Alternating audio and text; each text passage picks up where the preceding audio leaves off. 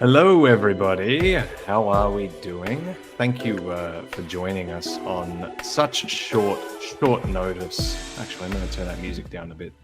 Thanks for joining us on such short notice for this special stream where we talk a little bit about, I guess, what the title says, the peril of writing with AI. We've been doing it for 2.5 years and feel like we've got a little bit more hands-on experience than some of the pundits at the very least, but certainly there's a lot that we can talk about. So hi, I'm Matt. I'm one of the hosts of Blue Bantha Milk Co. Everyone else, introduce yourselves. Chris. Oh, you're Chris? So I'm Chris.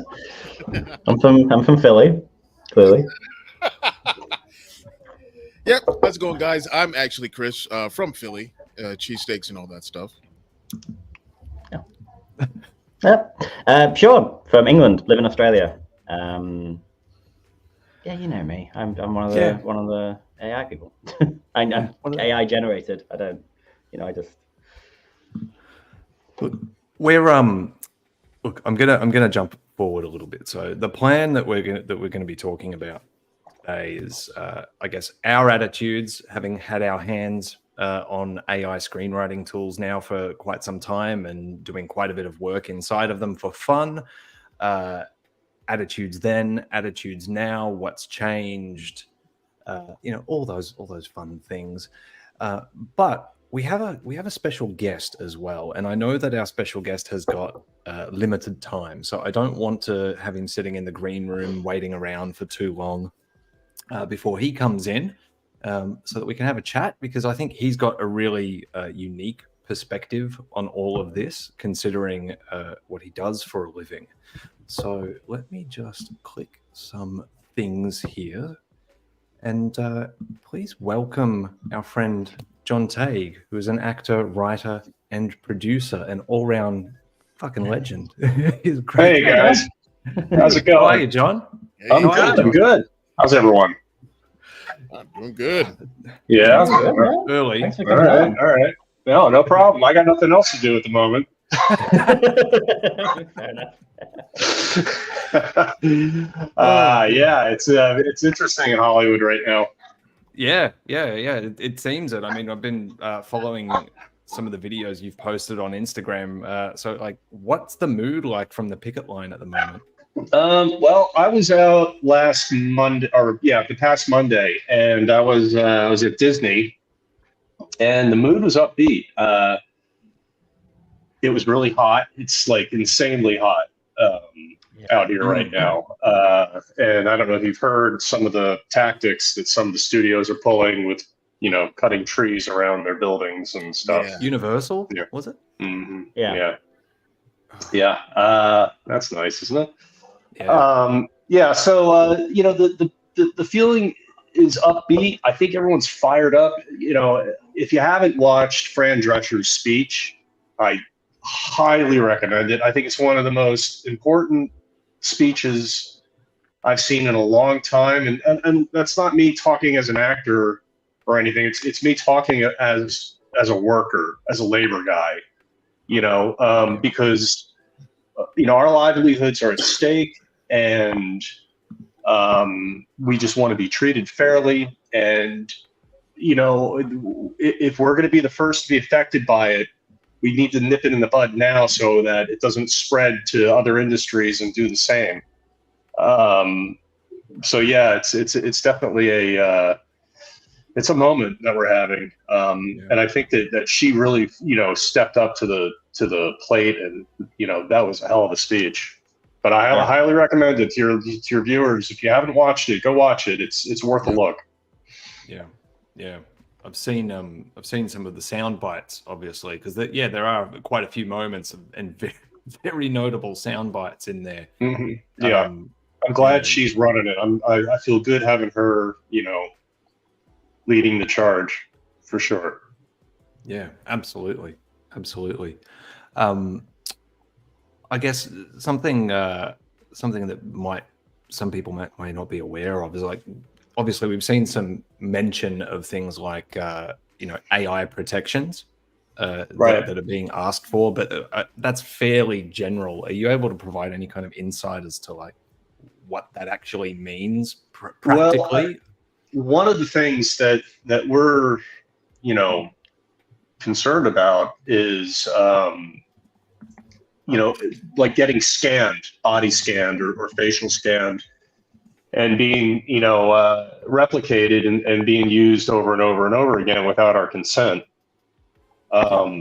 They try to pull this on the background actors by making them work a half a day's worth of labor and get a full body scan and pay them like a buyout, and they can use that image in perpetuity for any project or anything they want to ever use.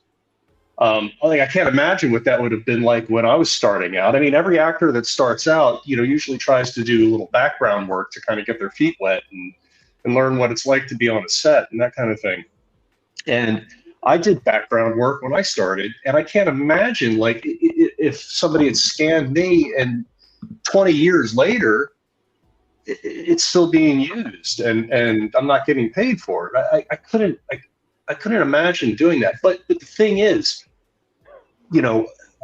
actors and artists in general, there's people out there that are in a position where they might think that's a good deal at the moment, and then blow it for themselves later on, because then it screws up. Like, suppose they use your image in a commercial, right?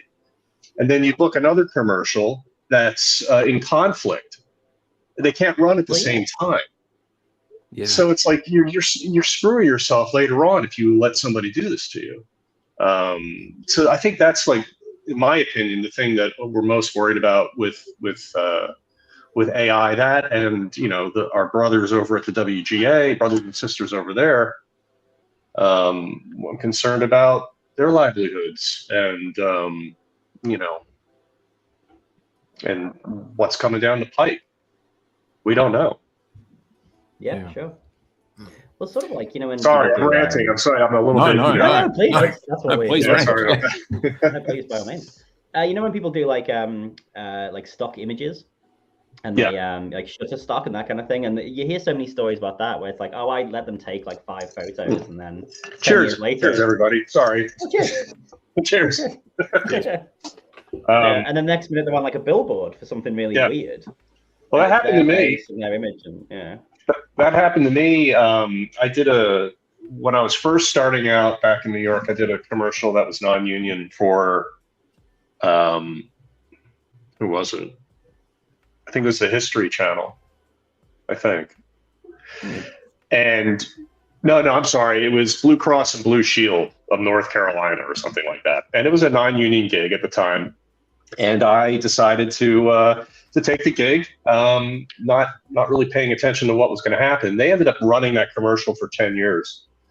But they would call me up every once in a while, and they would say, hey, could you do a voiceover? We'll pay you, a chunk of change to do a voiceover to update the commercial. And, it's just totally taken advantage of. And I just wasn't being smart at the time. And I wasn't in the union either. So that's something I definitely regret doing, because they made millions of dollars, and that's the thing. It's getting punished for trying to get into the industry, right?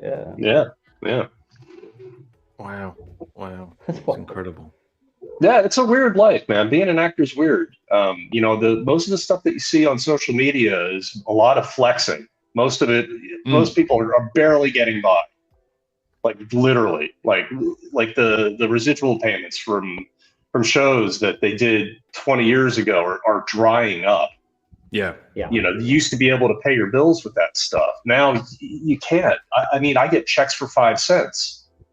Holy it's shit. ridiculous. I'm not kidding. Yeah. Yeah, and I mean, It's like, the check, the envelope that they sent it in was worth more than the check. it's incredible. Yeah, it's crazy. Yeah, Okay, and I mean, understand. like, you look at your IMDb, and sorry, everyone, yeah, Chris is having some mic issues. That's why he's just That's okay. disappeared. Yeah, you look at your IMDb, and there's shows that we all know in your credits. Like, it's unbelievable to think that. And the other thing is, you know, some of the streaming networks won't release their data. So I don't know. I have no idea how many times my episode of The Blacklist is screened. I have no idea. Yeah, that's nuts. It's And I know people are watching it. It's you know, it's like one of those shows that people love to people love to go back and watch that show over and over again. It's like Lucifer too, like that show. Yeah. I probably should. You know, I'm not gonna talk about shows. Yeah. Fair enough. Yeah. But those shows are, you know, whatever. Yeah. I mean, from a consumer perspective, it's, you know, like I like tech. Like I like tech. I like all that sort of stuff. And I remember it was a couple of years ago now, but I remember when Apple launched the TV app for the first time. So this is pre them having a streaming service. And you know, the whole idea was like, you know, amalgamate your other streaming platforms in there. And I remember at the time that Netflix refused to do it. They were one of the only holdouts. Like all the other major ones just said because they didn't want to share their data. Their data. They didn't want people knowing, or other companies knowing, what people were actually watching. And there was a lot of speculation back then, just from a purely tech level. It was like, well, what are they hiding? You know, are they hiding something? Is it? And they're hiding money. Yeah. They're doing. Like, you know, as a lead on then from that, like that was before they were so. I mean, they probably did a lot of cancellations back then too, but at least in the media, it seems very much more, you know, sort of at the forefront. It's like, oh yes, what a Netflix signing so that they can cancel it in 2 months now. You know, like.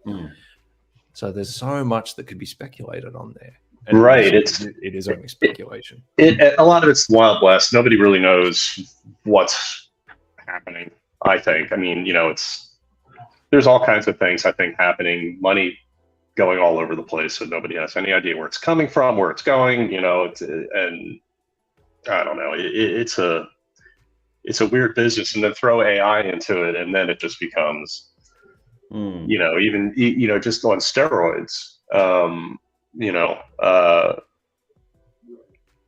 and you know, I'm worried about the writers for sure. Like I thought at first, like the, you know, AI, you know, goofing around with it, you know, was cool and pretty fun, you know. But I don't think that AI will ever achieve what like a writer can do, or like a person, you know, can. I don't think it'll ever have taste. Is basically what I, you know, it's like, you know, money can't buy taste either, you know. Yeah. I don't think AI is gonna, you know, is very tasteful. So I think but it's not going to stop people from using it. That's the problem, you know. Yeah, people will always kind of go for the shortcut, and obviously, like you say, the studios, they can remove the sort of human element. It's like, yeah, great. Oh yeah, keep it all in house. Yeah, what's not to like? Yeah. But I think that's eventually. I think that's what their dream would be, to make it some kind of utopian in-house thing. Yeah. You know. The SSW Networks left an interesting comment. How long until Disney creates an AI-created podcast to eliminate content from the likes of us? Well, yeah. It's an interesting question. It is, because the voice thing is very, very good. And they've invested so much. The voice thing is going to put every voiceover actor in peril. Yeah. And that, you know, what's to stop them from creating some kind of, you know, BS podcast, you know, where they have fake hosts, or, you know, and it's just all AI generated. I mean, it's like, It's I don't wild, know. isn't it, that idea of just computers? It is. It's crazy, and I think the future is exciting, and I'm all for AI, like solving problems and helping artists, and being kind of like a what's the word I'm looking for? A tool. A tool, yeah, just basically a tool. Yeah, it's like a pencil, or the tractor or something, But it's going to be, the learning curve is going to be tough, and figuring out how we're all going to fit in is going to really be challenging. And I think that's where all the actors are right now. It's like, we need to put the brakes on here for a minute and get this sorted out before it runs wild. Like the scanning background actors that freaked me out. Yeah. I'm like, I cannot believe that was even floated. Yeah. It's. Oh, sorry, Sean. Go. No. It's just like, it would be like something that you would see on Silicon Valley, or one of those shows that really takes that satire and heightens it. And yeah, not something that you imagine is actually being floated in the real world. You're like, no, that's just evil. Yeah. It's like, let's sell the kids a bag of rocks or a bag of broken glass. It's like, oh, nobody would do that, right? Would they? Would they do that? I don't know. Make a penny. Anyway, I get all wound up, gentlemen. So I'm sorry. Yeah, no, and so you should. So you should be. It's. I don't think it's. We want to be treated fair. We want to be treated fairly. That's it. Yeah. We want to keep up with inflation. We want our wages to reflect that. That's not too much to ask. Yeah. No, absolutely. Absolutely. And there's such a misconception out there about I guess the percentages, and you see, obviously social media amplifies some of this stuff, but you see the odd persons like going, these people are rich, and the reality is what 87% of actors I think 26K a year or something like that. Yeah, I think that's probably about right. I don't have the numbers in front of me, but it's a very small percentage of people that are making money regularly and doing well enough to get health insurance. Most of us don't have health insurance through SAG because we don't make enough money during the year. That's what's infuriating, because you got these streaming companies that are showing these shows that we're all on, and we're not seeing any of that revenue. Incredible. So I know it's nuts. That's nuts. Anyway, that's where I'm at. Gents, anything else? Yeah. Okay. Well, I mean, with anything that you've worked on, have you seen any sort of AI be involved in the production or floated in the production? Because you've been in some quite big things. Has there been any sort of stuff like that? Not when I'm on set or anything. I haven't seen anything like that. I mean, maybe some of the cameras are, using some kind of, some film LUT or something that AI is generating, so they can get a quick look at what I don't know. I have no idea what goes on. But again, I don't know what the technology. Right? Yeah, exactly. So there you go. Like, helps. You can help the camera guys out with, dialing in the light quicker or something. It's good for that kind of thing, I think. But I don't think I've ever, looking back, I don't think I've ever seen anything that was AI run or being done by something AI. Yeah. Okay. That at least is good. It's a bit of a broad term, I guess, AI as well. So, are the protections and the things that are being asked for kind of an all-inclusive thing? Like, does it apply to things like deep faking as well as? Yeah, I'm sure. Screenwriting. I don't have all of the, our requests in my brain at the moment, but I'm sure that all that stuff is, being addressed at least. If people are interested, they can go to SAG-AFTRA.com and they can look at, what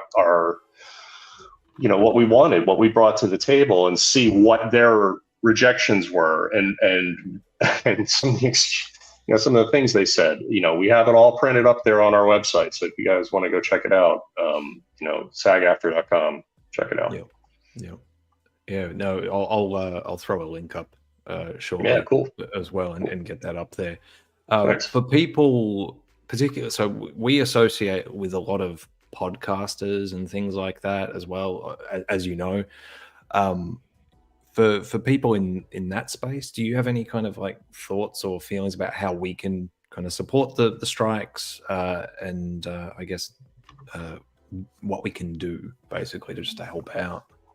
Yeah, I mean, a lot of these fan-based, podcasts and things, you guys love those shows because of the talent. And I just hope that, because I've seen a lot of like, kind of blowback about this too on the other side. But, I think you guys, for the most part, know what good talent is and respect it. And I think, just supporting that talent so that you guys can keep having, so you guys can keep making your content about those things. Yeah, for sure. I mean, that's it trickles down. This is going to trickle down into so many things. Like I'm sure you guys are like, what are we going to do to fill up our content? Yeah. I mean, like that's why we're running this stream instead of what we had originally planned, which is our AI writers room streams. Right, and those are fun. Like I've watched a bunch of them. I think they're funny as hell. Like when you guys do the, I think it was funny. It's great stuff. It's good comedy. But it's a cautionary tale. Like I mean, this is like, look, this is how bad it would be. If that exactly. And if they start doing it, they get in there and they start making their way in there. Pretty soon they're infested, and then it's it's something that it's been in the back of my mind because I absolutely know categorically people in the industry have seen stuff that we've done. I know it, and thankfully, like at least the ones that have been a bit more vocal about it have been in the creative side of things. But I do sit there going, God, I hope people at the studios haven't stumbled across it and gone, what a great idea. Like I don't think we're not that big, right? Like we're definitely not that big, but like it doesn't take much. It doesn't take much for someone in a suit to sit there and go, I think they're onto something. Yeah. I think and those guys are there. They've had those meetings. They have. They have. That's what's horrifying about it. It's almost like it's too bad Stanley Kubrick isn't alive anymore because this is a great Kubrick film. Yeah. Well, AI he made one. No, he made one.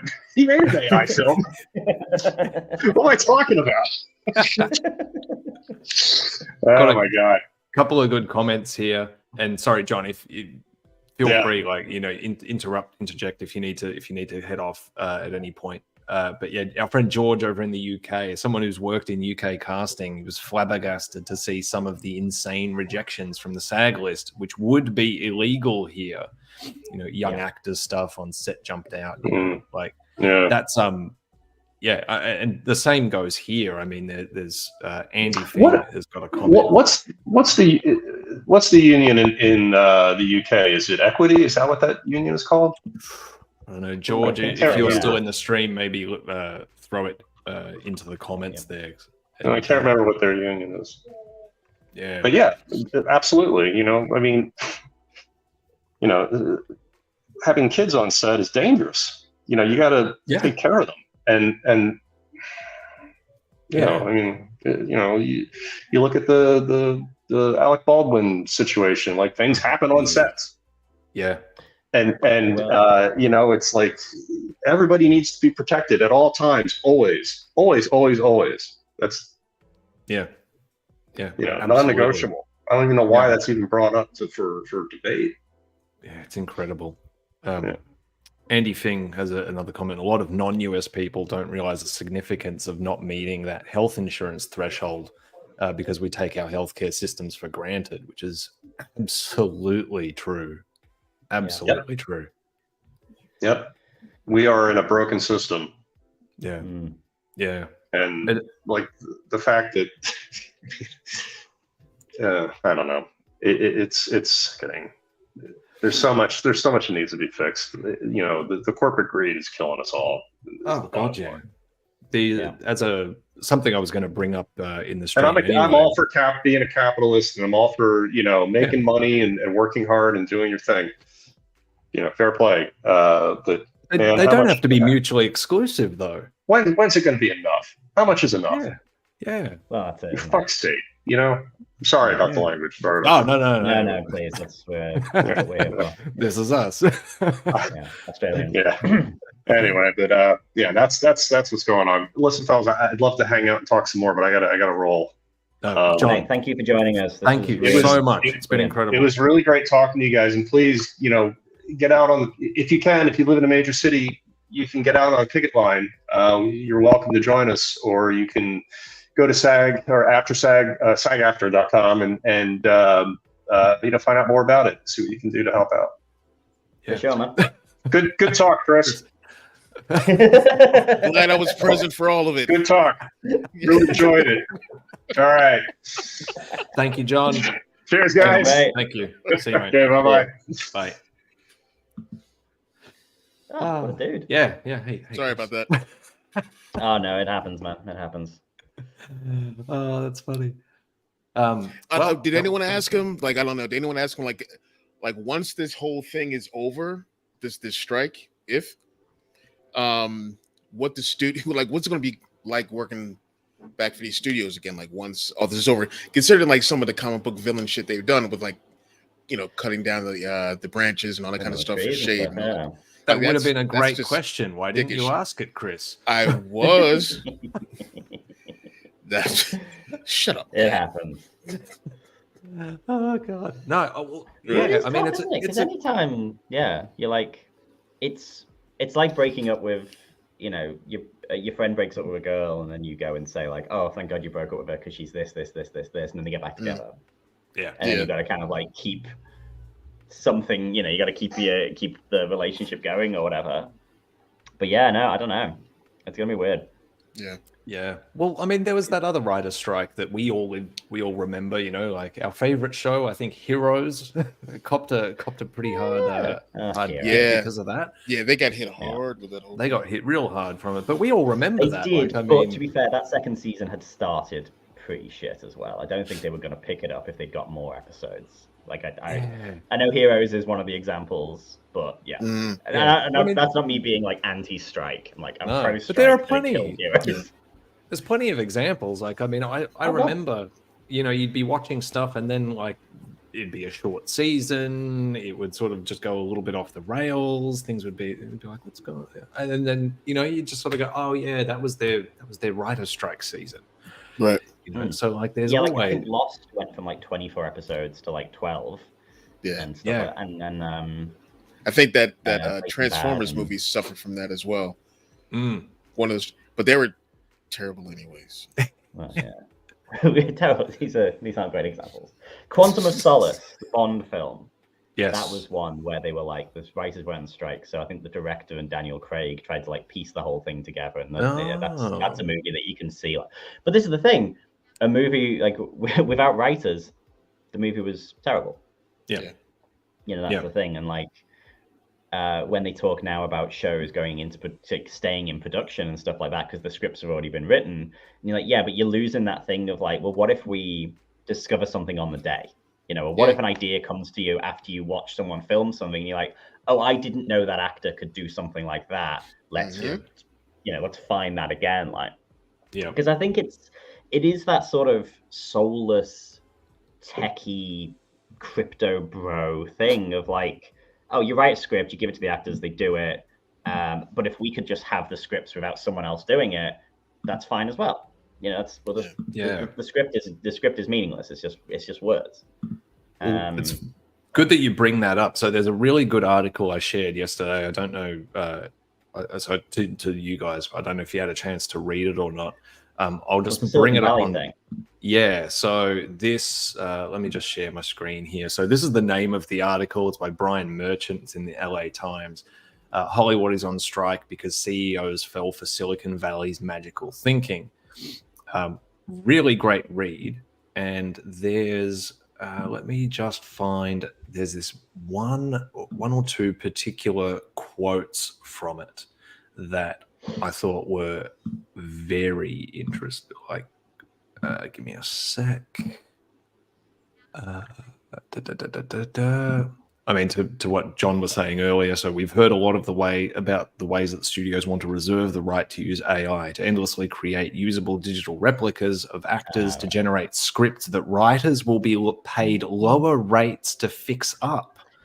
We've also heard about the new economic picture ushered in by streaming, about an industry in the throes of change and necessities of belt tightening as a result. So there's that one. And then so essentially that's what we do, for people watching. We don't just, our AI scripts take a lot of us three going into them and saying, okay, that's too long, that's too short, this doesn't work, that joke could be da-da-da. Like some of the best... It's editing in a lot of ways. A lot of editing, and a lot of sometimes being like, I remember telling this to you two, there's a line in Solo 2 where someone asks Chris a question and he says, tracking device, bro, and it absolutely killed me. And I wrote the word bro on the end of it, and that made the joke a joke rather than just the words tracking device. And when you watch that, it's absolutely hilarious, and that's human effort to go into the AI and say, yeah, that's fine. But if we added this extra word, which I know is funny, and I know Chris will sell it, that's good. Yeah, that should earn me more money, than a machine. Yeah, absolutely. There's so many examples of that in what we've done in the past as well, where it's the thing, we've said it before, but like things like the repetition, where sometimes the AI would get stuck in a loop, gets hooked on a word, hooks on a word and just keeps bringing it back up, and like that can be funny, but it can't write a punchline to save its life. And so and it also has no restraint. So knowing where that line is, that actually makes something funny and deliverable as lines and all that sort of stuff. Like, I mean, people should be paid to do that work properly because it's the same skill set. It has no taste. It doesn't have, well, if you ever read a book on writing, if you read, Sid Field's scripts, or you read, William Goldman books or anything like that, there's always a thing. Someone will always say that your first instinct is wrong, because your first instinct, so chances are someone's already done it. So if you kind of come to a scene, you think, oh, it'll be funny if this happens, it'll be scary if this happens, chances are that's already happened. And you have to go like 5 instincts down until you find something that's truly original. And the AI never does that.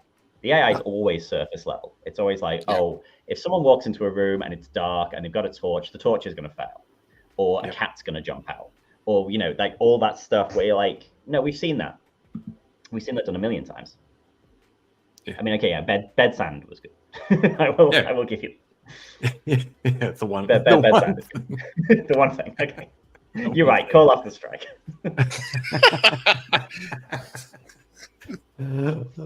There's this something else here. So here I'll share this other little excerpt from that article. As with the biggest companies of Silicon Valley's magical thinking era, it's often hard to pass whether the ones touting the game-changing technologies themselves even believe in these visions. Do studio execs really think consumers want to watch a parade of digital replicas of their favorite actors parroting lines from an AI-generated script? Or are they simply aware that the mere threat of such a future gives them leverage and power over the workers of today? I've never thought of it that way. Like I've always, that last question, I hadn't actually thought of that. I was stuck on the other thing because I was sort of like, I was thinking about that this morning when I was thinking about stuff I want to talk about today. And that thing where people are like, you could go to Netflix, turn it on and say, I want to watch a movie where Meryl Streep and Humphrey Bogart search for the lost city of gold. And then it would produce it. And I'm like, that sounds like hell to me. That sounds like the worst version. Absolute garbage. Absolute garbage. And then I'm like, oh, but it's more of a threat. It's more of like, this is what we could make entertainment into. So you know, it's the robots taking your job. It's the thing where it's like factory workers. You know, you should be glad you've got your job because in 10 years a robot's going to take it. They've been saying that since the 50s, and it never happens because, well, it's probably more expensive to maintain a robot than it is to work a person to death in a factory. Yeah. Unfortunately. But yeah, that's wild. Yeah. Absolutely wild. And whereas you guys have had more experience with me as far as like AI script writing, I've been messing around with Midjourney for months, and I've lost my fair share of Twitter followers who are very upset about the Terminators coming and killing us or whatnot, because I'm just like I don't know about other people. Like, I use it just so I can whatever kind of goofy shit is going on up here, I spew it out into Midjourney, and I just want to see what it looks like. Like, that's pretty much like the extent, except for I did blended two Bro-Axiom logos that I had to make a kind of really cool Bro-Axiom logo that I'm using. but yeah, like what you're saying, like seeing like it would be cool. It would be cool, and that's the only way I look at it, as like this side genre, this tiny genre of entertainment is putting a couple, like you're saying, like Humphrey Bogart and another actors, and throw their names in, and what kind of actions are they going to be doing, and then like let the AI do its thing. To me, it'd be cool to see something like that. I just don't want that to be the take over. The norm. Yes. Yeah. Yeah. Let that be its own little thing. But, Yeah. But it's such a touchy. It's such a touchy thing right now. Oh, it is. But you kind of like, you look at things like, I don't want to lose. Like, when you think of like what ifs. Like, I remember you read something and you're like, oh, George Lucas originally wanted Tupac to play Mace Windu. And you're like, oh my God, I wonder what that would be like. And that's as far as my brain goes. I do not need to see that AI'd. It'd be cool. Right. But my imagination's like, oh yeah, because Tupac was an incredible actor. But then also we got Samuel Jackson. Or you're like, the front runners for Han Solo before Harrison Ford were Christopher Walken and Al Pacino. Yeah. And you're like, and my thing isn't so much Al Pacino in the original trilogy. My thing's Al Pacino in Force Awakens. I kind of think, what would that be like? Like crazy ass, like loud Al Pacino. But again, that's as far as I need to go. I don't need to see that, because I don't care that much, and I don't think, and it's not the thing. It's a version of the thing. Yeah. The actual thing is gone. That's never going to happen. You're never going to see Leonardo DiCaprio as Anakin Skywalker. That was something that could have happened, but it didn't. Yeah. And I can imagine what it would be like. And I think there's that weird sort of, and I know I keep going on about like soulless tech crypto bros, but they're that's what I've got in my mind. These like Silicon Valley people who have completely removed humanity from the thing. And it's like, wouldn't it be cool if, and it's always the stupidest thing. Yeah. And that's where I think that's what this makes me think of. It's that. Yeah. Yeah.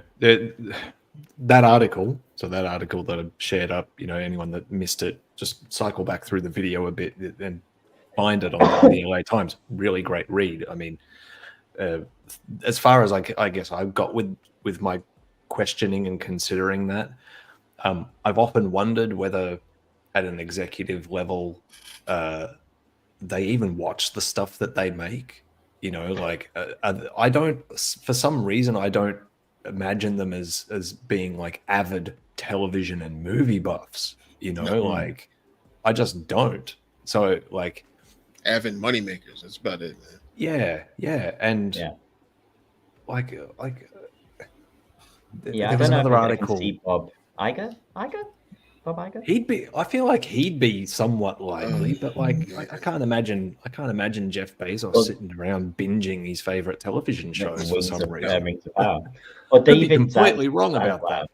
The Warner Brothers guy, I think he actively just hates it. I think he just like hates the idea of movies and television. He's just like, no, I hate all this.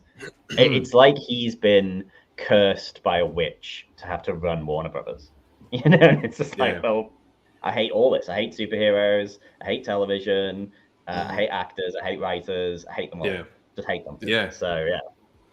Everyone hates like an aspect of their job. Yeah, this guy was. Yeah, but it's the whole thing. The whole thing. This guy's just like, oh god, work again. TV. Yeah. Hate that. Yeah. As he cashes his checks, I hate this. So, question here from SSW Network, and it's an interesting segue to something, because you know that show Silo? Hugh Howie is the guy that wrote the books. He shared on his Threads account maybe 2 weeks ago that he uses things like Midjourney and whatnot himself. And it's a really good example of how, as a tool, it can be good and well used. So he uses Midjourney to help visualize his environments. And then that helps him in his writing process. Yes. And I thought that's super interesting, because like you're not going to necessarily go out and be like, all right, well, I need some visualization. You would sit there and you would try to sketch it, but if you're not good at doing that, right. And like, so, you know, like I've got a bunch of friends who are artists and like comic artists and things like that. I can't go to them and ask them. Like for me, like I have my show Fighters High that I've been trying to do for like the past ever, and I have like friends who are like they have their artwork in Street Fighter comics and stuff like that, and I go to them to get stuff done, and it's either they can't do it right now, they can't do commissions, they can't do this, can't do that, and I can't draw for shit. So I'm just like, well, I guess I gotta wait. This Midjourney has helped. Like I have done all the prelims as far as like visualizing what these characters are going to look like, what the school is going to look like, what the interior is going to look like, thanks to Midjourney. Like it's there to help. It's in that aspect. That's what I use it for. Besides typing in things like werewolf pudding and seeing what happens, and it's really weird. I'll show you that. It's werewolf pudding is weird. But But then so that's a very different use case to the Secret Invasion intro. Oh, it's like what John was saying. Like it's a tool. It's like you say, it is the equivalent of the Secret Invasion intro is just so it's one of those weird things where you're like, the concept, like the visuals are that bad AI shittiness, like where it's weird. The concept I like. I mean, I like the idea of it being a bit otherworldly and quite weird and kind of like invasive, but it's not doing anything that a person couldn't do. Like that's the thing. Like it's not you're watching it and you're like, oh my god, this is like the first time I saw Captain America Civil War in the cinema, and there's that scene where Robert Downey Jr. like looks at the camera and he's young. That absolutely, it's like the simulation. That absolutely destroyed me, and I spent the rest of the movie just like, what the how? Because that was like the first time I'd seen like really good de-aging, and it completely blew me away. And I was like, oh my god, how did they do that? But you watch the Secret Invasion intro, and you're like, this is an intro to a TV show that you've just cut corners on. Like that's all it is. Like there's nothing here that a human being couldn't do. No. There's nothing, especially if you gave them a theme. Like you said to them, so like, hey, so we've been playing with Midjourney and all these things, and it has that visual style to it, and you would get a better result by giving that work to a person and saying that's the aesthetic that we want to go for. And I think as it stands, they actually went, so they didn't even just do it themselves. Like, and this is the thing that kind of blows my mind, because there's the Hollywood machine and the process of money and all those things that take place. They still did it via a studio, and paid there were still money. Human hands guiding that thing. But it's more at an executive level where it's just like, hey, so we want to do this thing, and instead of pairing them with a person, the way I read it was that they just gave him a computer and was like, well, here, play with this kind of thing. So was a consultant paid to just steer them in that direction? Like, I don't understand that part of it, but there was certainly no artist involved. like no Yes. person. You can sort of tell that because the thing I was saying before about your first instinct. Yeah. If I was going to make a Secret Invasion opening, possibly my first instinct would be at some point to have an image of the world and it would turn green, which is what happened. And you're like, that's the really obvious version of this. Like there's nothing, like I keep saying, there's nothing in there that kind of knocks you back and you go, oh, because there are really good intros out there that are full of creativity. There's a lot, to be honest. I have slight tangent. I have noticed a lot of them are quite lazy now. Like I haven't. The last time I saw like an opening that really I thought was great was Peacemaker. Like that felt like it had Peacemaker. Oh yeah. That feels like it has. That's a human being has been like, hey, I've got an idea, and they've done something insane. But like Rings of Power and Foundation and those, like, it's a lot of the same stuff now. It's like bits come together to make an image. Fragments of things. Well, last night, Lisa, my partner, said the exact same thing. It's like how long, like watching the Foundation intro. It's very similar to a lot of different other ones that we've seen, and it's that powder turning into something. And that's the thing. Halo is probably one of the most egregious examples of it. Like, because I didn't watch any of that. The show's okay. The title, the opening credits are pretty bland. Like, it's one of the most bland versions of that aesthetic that you've seen.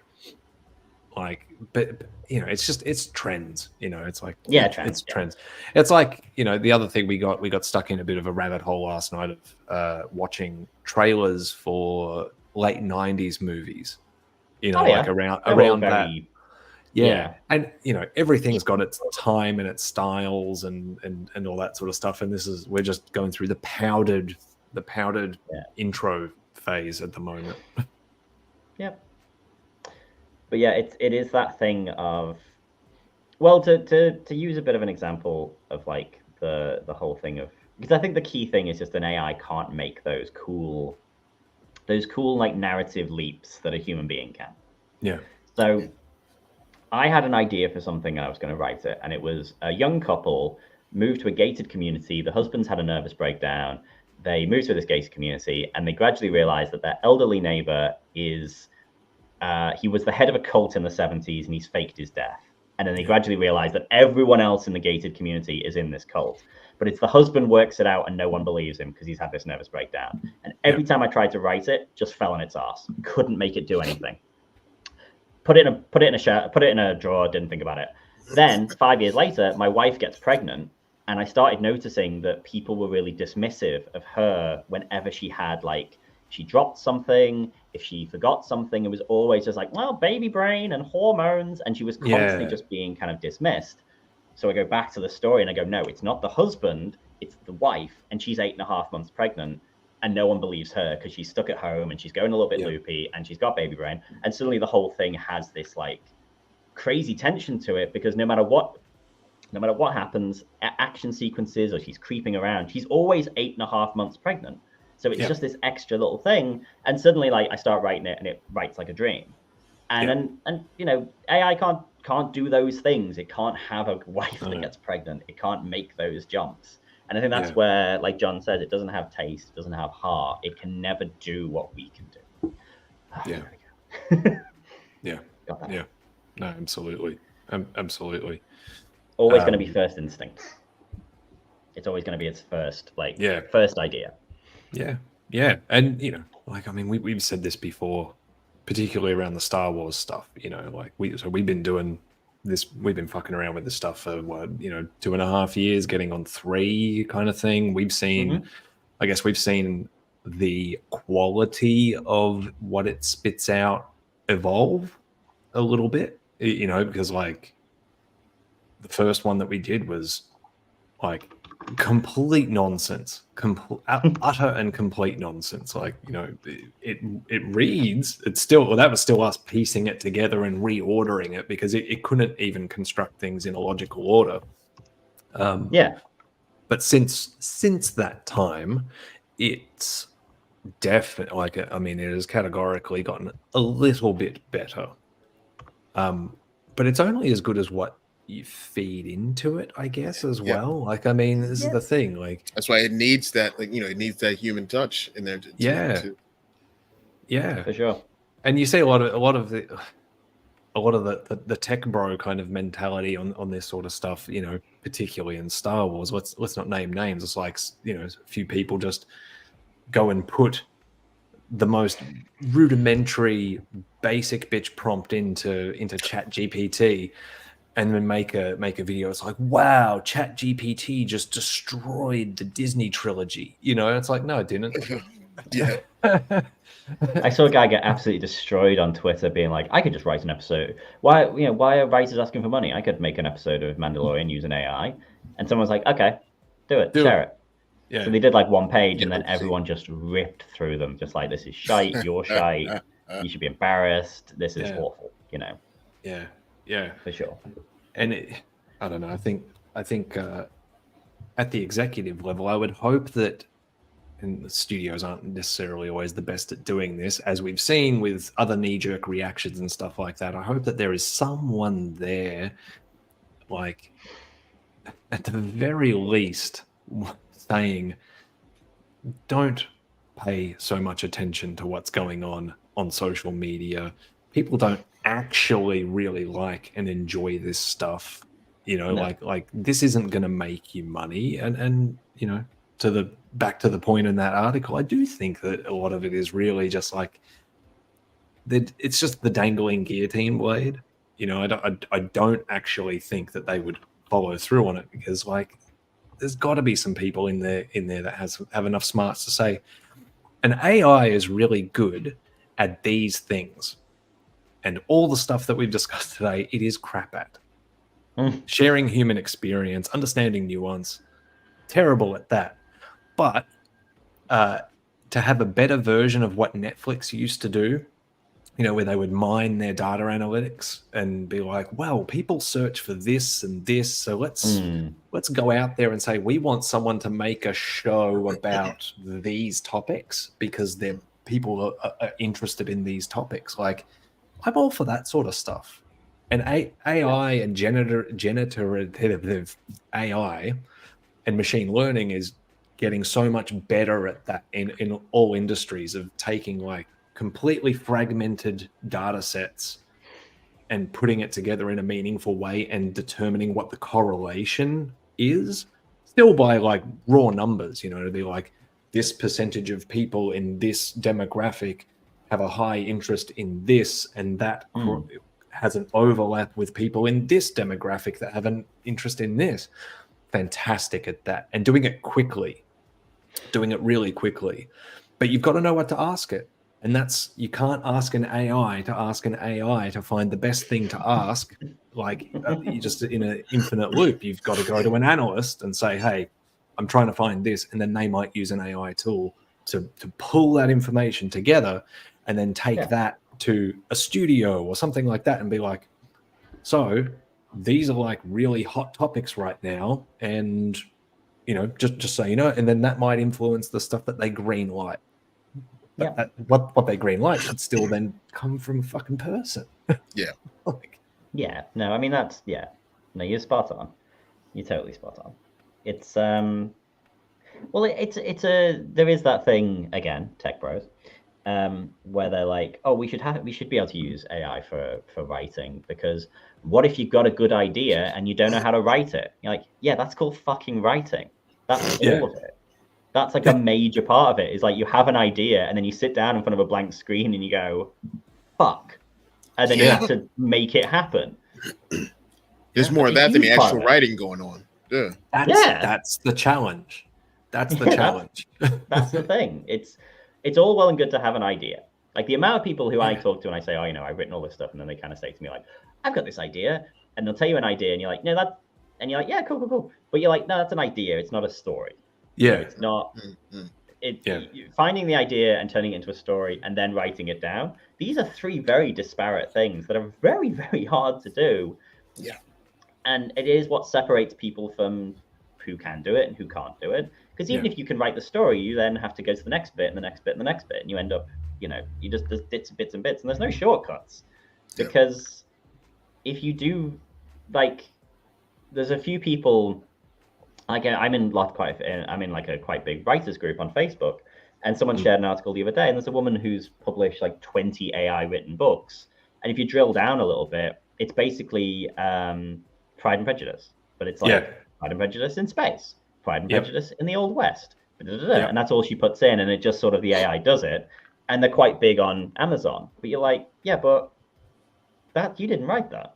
You didn't. You can't say that's yours. That's ridiculous. Like you can, if you took the plot of Pride and Prejudice and rewrote something with your fingers, yeah, fill your boots. Pride and Prejudice and zombies. You know, people have done different versions of all that kind of stuff. But to just be like, okay, I'm just going to tell it to do Pride and Prejudice in space and then sell it. That's just bullshit. No one wants that. No. Or people want it at the surface level, but in the same way that they might, go, oh, that T-shirt would be really cool, and they'll buy it, and it's a novelty T-shirt. They might wear it twice, and that's kind of it. So that author is selling a novelty, product, and they're just churning them out because there's no longevity probably in that. They're not going to get repeat reads. That's it. My sort of prediction for what I think is going to come, not this year, maybe next year, maybe the year after that. There'll be a movie that comes out and it'll do quite well. And then there'll be an article on like, I don't know, Screen Rant or the paper or whatever and the headline will be, this movie has an entire scene written by AI and you didn't know, or something like that. Yeah. But then, and that will go viral just on the headline, and people will be like, oh my God, but if you drill down, I'm sure, and then the article itself will actually say that the AI created the scenario and a human being wrote it. But the thing is, that viral headline will just continue to spiral, and then that will become the thing. Yeah, it's like self-perpetuates. When people say, and this really winds me up. So people say, and I think it's still in the IMDb, that when they were filming the first Iron Man movie, at the end, Robert Downey Jr. improvised on set, "I am Iron Man," and everyone just reacted and they filmed it. You're like, no, because that's not how films get made. Because if you watch that film, he says it. And then there's a reverse shot of, journalists asking him, like, no, that's two different setups. That's a whole different thing. What probably happened is, I know Robert Downey Jr., like, he really obviously wanted the movie to work as like a comeback. So installed himself in an office next to John Favreau and was doing loads of ideas and reading the comics and really getting into it. And he said, when they were writing it, at the end, Tony Stark would just say, "I am Iron Man." He wouldn't hide it, and then that's what they did. And then they did the scene in the film. But at some point, someone's done a headline that said he came up with the line, and then they've just run with it. Because that's not how you make movies. You don't make the idea that there's like 7 cameras filming continuously as you make a film. It's like, no, they've done a shot, then they've broken for the day, they've got the journalists, they've lit it, they've done stand-ins, and then they've reacted. And that kind of stuff really winds me up. And I think that's going to be something that happens with this. Like, they're going to start that stupid headline thing where it's like, an AI wrote this scene, but they actually didn't. That's my prediction. Yeah, it's definitely coming. Yeah, no, I think you're on the money there. One thing I stumbled on YouTube the other day, and I knew it was a thing, I just never really looked into it, was what's happening as far as voice AI goes. Like, how they're doing the James L. Jones thing, with the Obi-Wan show and whatnot. But music-wise, and there's like whole songs that are done through AI, and some of them aren't bad, but they're weird, and it's weird, and it's off. It's off, but it's still not bad. The thing that like weirds me out is they've got Michael Jackson's voice. And he's singing "Careless Whisper" by Wham, and it's so weird, and it's so like that Freddie Mercury doing like Michael Jackson songs, and it works so well. So, these are the crazy things that could happen in film and in music later on, just to make things weird. But it just like, if they're going to use this stuff, and they're going to, there's we could talk about this, and people can hashtag all they want. They're going to do this stuff.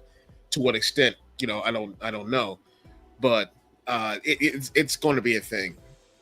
It's going to be a thing. And that's Yeah. cool in Yeah. some ways, just in technology wise, like it's cool to see that that's a thing, but I just don't want anyone to suffer and not make a living. As a novelty, like there's that Instagram account called There I Ruined It, and he does music that's all messed up. Yeah. And he's done stuff like that. So he did Elvis doing what's the Sir Mix-a-Lot song? I Like Big Butts. Yeah. Crazy. Baby Got He Back. did that. And then he did Baby Got Back, thank you. And then he did like Johnny Cash doing Barbie Girl, stuff like that. Which is fine, which is a fun thing. Yeah. And you're like, it's just the problem is that people don't know when to stop. They don't know when a thing is just fun, because the idea is like, they're like, okay, well, how can I convert this into money? Like, how can I, how can I use this? And it's always at the cost of the worker. It's always at the, it's always a thing of like, how can I make more money and shut people up so I don't have work, I don't have people giving me this about safety and working conditions, and I can just continue to make my Scrooge McDuck pool of gold coins. Right. Yeah. Pete asking that question earlier about like, how long until there's an AI podcast and all that sort of stuff. I think like the first thing that will probably happen is not dissimilar to what they're talking about with background extras and things like that. So there's a tool that's already out there at the moment. It's called Descript, and it is a podcast editing tool that has an AI voice generator inside of it. So at the surface level, the idea is quite good and quite useful. Like, for my professional work, like, I spent a year and a half doing video editing for a learning management platform, and to have an instance where you could feed it the audio recordings, so the voiceover recordings, have it learn a voice, and then as you're editing, when you find a mistake in the voiceover where it's basically done a read through of the audio track that you've put into the editor, it's done a transcription of it, and so as you're going through the timeline, it's showing you the text that's being read on screen. And then you go, oh, there's a point here where they said the wrong word. And you could just go in and change the word, and it fixes it without you having to go back into post and re-record. So I see that as a useful tool, right? Because that's a time saver. And that's, you're not then, if you're a small production company, like, and I'm saying like a super small production company, you wouldn't necessarily have the budget to go back and re-record, and you can't just re-record a word. It sounds weird and stupid. So I can see where that could be useful in some scenarios, but I've played with it, and you categorically can just write whole things. Anything. And and I did it with a guy at work, so we did it was locally stored, we deleted it afterwards, but I had him saying some outrageous shit, and it's all in his voice. It sounds perfect, and it's scary as hell. It's scary as hell. So we did it, we deleted it off their server straight away. It's just like, no, that's bad.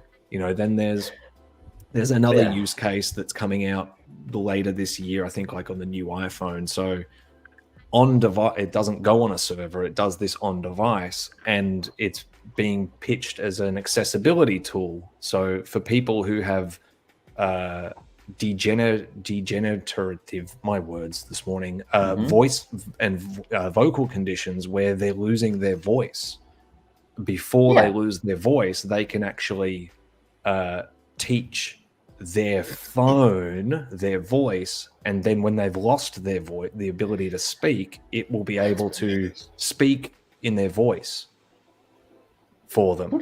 Like that's cool. That's totally cool. But you are the person in control of that. It's not going off to a server farm or anything like that. It's staying there on your device, and it only speaks when you make it speak.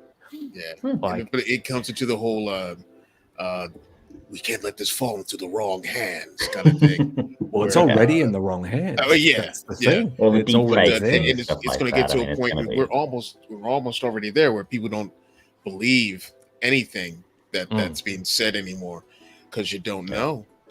You don't know if it's AI. You don't know if it's the real thing, and that's where we're headed. There was an example of this recently with a currently working voice actor, Erica Lindbeck, where people using AI to use her voice without her permission. Yeah, and that's worth reading about. Andy, I'll have a look. I'll find it. It's nuts. It's wild. It's wild.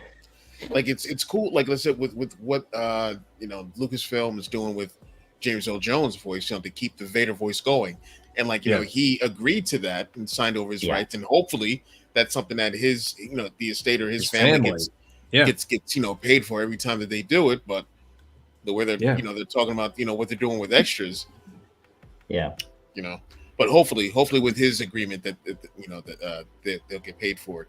I would not mind at all if that's done, like as far as what they do with Peter Cushing for Rogue One.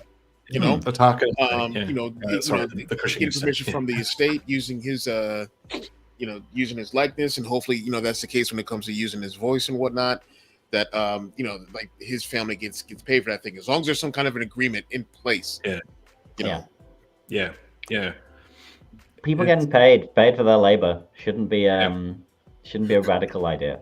But... not controversial. Absolutely not a controversial thing. It's this. I had this thought the other day, and you see a lot of it at the moment. Where like a new TV show comes out and it's got incredible effects and all this sort of stuff, and they're like going, and they did this at a fraction of the budget that this other show did. I won't name the show, but like this show looks better than this show, and they did it on a quarter of the budget.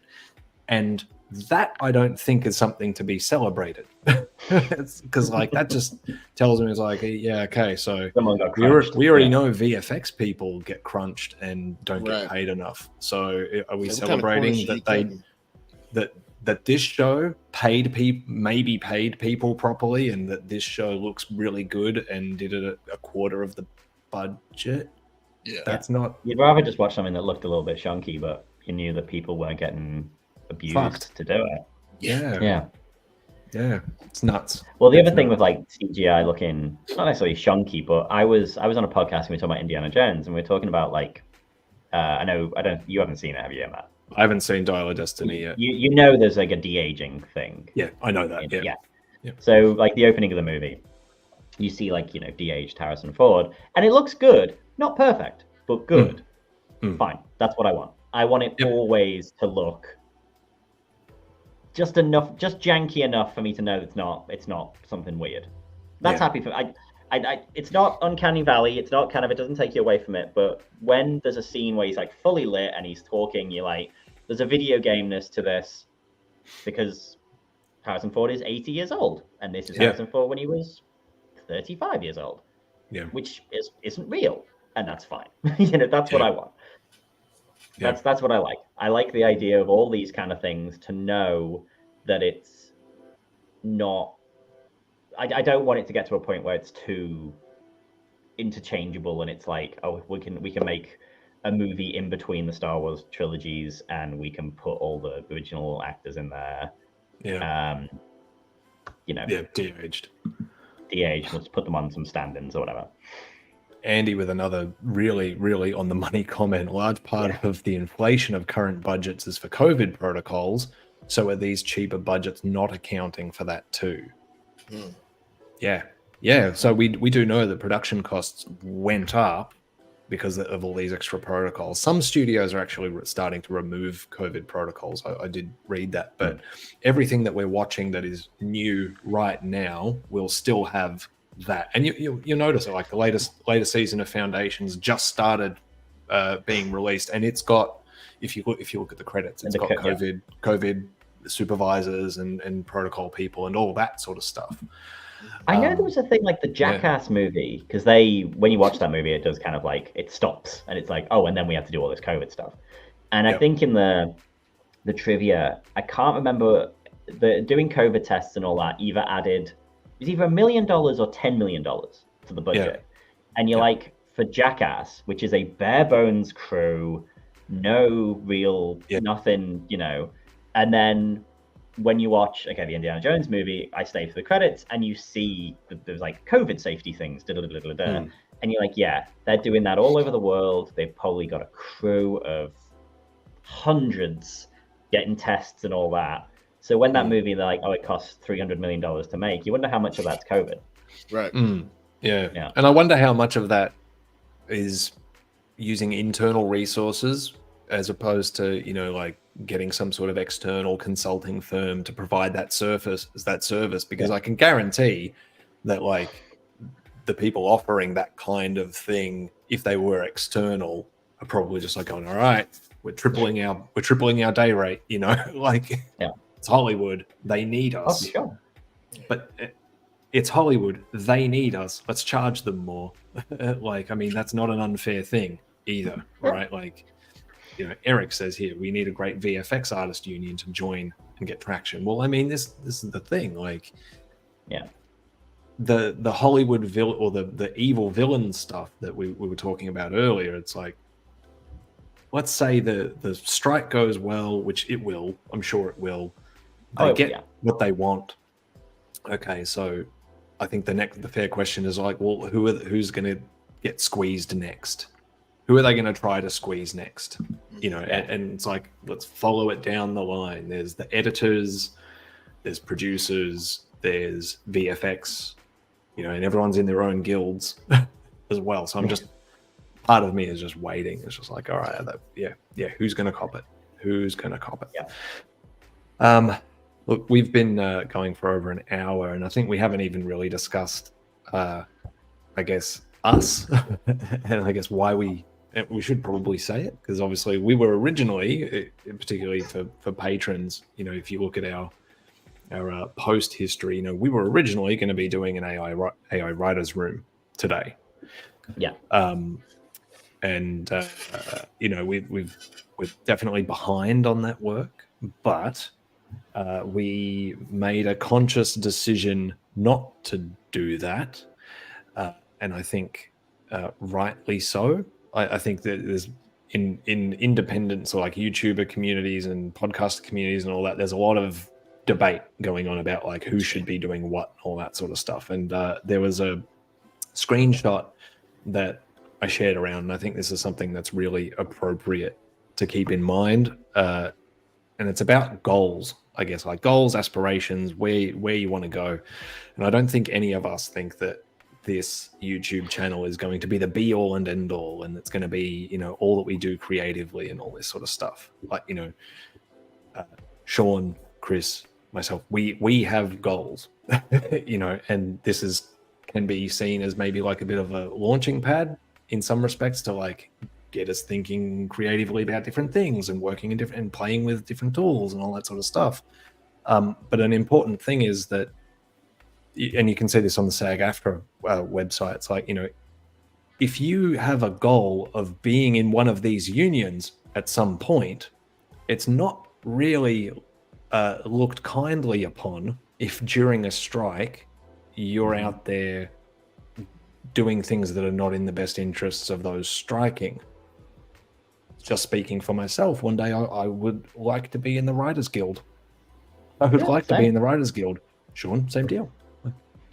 I don't think it's a good idea for us to be promoting the use of AI tools while there's no protections for people striking.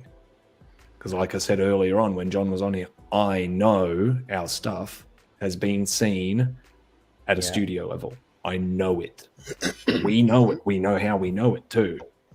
They've seen it. They've seen it. So let's not be out there going, AI is cool. AI is fun. Everyone loves AI. Let's not do that for a while. No. Yeah. We'd have to duck for cover every time we say that. Yeah. So let's figure out, I guess, what we're going to do for the next little while. And if it's more conversations, it's more conversations. If we're going to do some other stuff, we'll come up with it. Yeah, for sure. Well, it's the right thing to do. Solidarity. yeah. As a born socialist, I'm always for the workers. Yeah. I grew up in a very, very pro-labor family. My grandfather was a union man through and through. He was a wharfie, and that's just been baked into everything that I've kind of believed growing up and continue to believe. And so no, I'm not. I don't think that we need to do anything, just for the sake of content. Fuck that. And I'm speaking only for myself, and I think the three of us, as it relates to just this channel, only speaking for ourselves. No shade on anyone who doesn't want to be part of any of these unions, who's going to continue doing what they do on their podcasts and all that sort of stuff. It's their choice. As Eric says, just here, it's a case by case thing. And also it needs to be used respectfully and safely. Yep. Everyone's going to make their own decisions. Exactly. And so no shade on anyone that chooses differently. But yeah, if you haven't considered it and that you are thinking at some day, I want to be a writer, I want to be an actor and all that sort of stuff, maybe just have a look to see how those unions, would look upon Googling your online presence in the future. That's all I have to say about that. Yep. Perfect. Yeah. What else? Do you guys have anything else? Venture Brothers movies, amazing. And is it? I'm sad to see the end of the Venture Brothers, but go Team Venture. Oh, is this a finale? Oh, yeah. They cancelled it. They cancelled it at the end of the 7th season. They renewed it and then cancelled it. And it would be like if the MCU made Infinity War and then we're not going to make any more. Like that was how they built up for like 15 years, all hand drawn animation. So it was only 7 seasons over 15 years. And then it was like, right, final season, we're going to get, we're finally going to arrive at the firework factory, and then we cancel it. So the movie was fantastic, but did a lot of cool stuff, but didn't feel like it was trying to like cram too much in. They were like, okay, we'll just make a really good, fun story, and we'll end it where we want to end it. So yeah. I'm very happy. Cool. Yeah, definitely have to check it out. Cool. All right, guys. I think we can go about our day and evening, in your case, Chris. Is there anything that you want to say before we head off, before we roll credits? Well, if there's any Lando stuff in the future, that may have to all be human written. And that wouldn't necessarily be a bad thing. No. Yeah, that would be very interesting to try and like actually. I think it would actually be a bit easier, to be honest, because a lot of the Lando stuff, it's a lot of editing. Yeah. I think just sitting down and being like the three of us together, just never. Just take it easy on me. I will refuse to say some of the dumb shit that you guys come up with. I will refuse. Never. And then Never. I'll All right, guys. Good catching up. Thanks again. He's not in the room, but to our special guest that we had at the top of the show, John Tague. Find him on IMDb and give him a follow there. It helps his profile. Really great having him in here. Yeah, follow him on Instagram and Threads and Twitter and all those places. We've been talking behind the scenes to John now for a year and a half, actually. And he's been like, "Yeah, I'll come and do one of those script readings with you guys. Like, I'd love to do it. Like, he's down for fun." So it would be great that we can start doing that sort of stuff again, and have his involvement. But in the short term, again, John, thank you very much for joining us today. It was wonderful to hear your insights on everything going on. And best of luck with the strike. You'll get there. Yeah. For sure. Solidarity. Cool. All right. Let's say goodbye. Bye, guys.